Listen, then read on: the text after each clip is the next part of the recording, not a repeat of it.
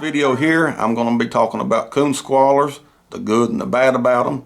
I'd love to get your all's input on them, so make sure to put your comments in the comment section below.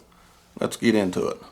Let's go ahead and start on a good note. You know, if you have an old, accurate dog that pretty much has the meat, 90-95% of the time, and you go into the trees and you start, blowing on your coon squaller there, getting the coon to look down, that's a great thing to have, and it works good, biggest majority of the time.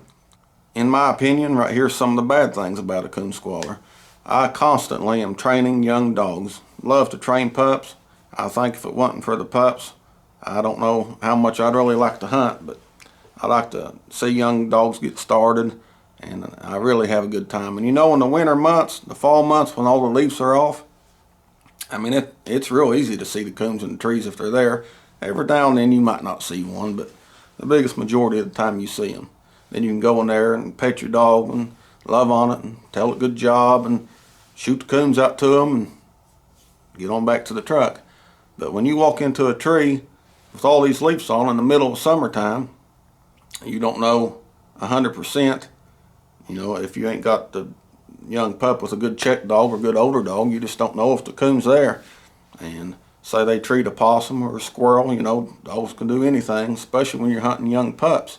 You go in there and start blowing on that squaller, and it's the same as going on there and hissing the dog and saying, yeah, good job for treeing, and you don't even know if the coon's there.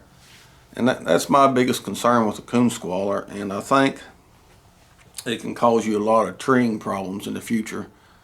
And I know that's a hard thing to think about, but when I'm walking into a tree with a young dog, a lot of times I try to get far back as I can with a red light, and hopefully I can get the thing to looking before I get in there, because this time of year, if I don't see the coon looking down at me, a lot of times I won't even touch the coon squaller because I don't want to get my dog to treeing off game, and that's my thoughts on it. So put your all's thoughts in the comments below.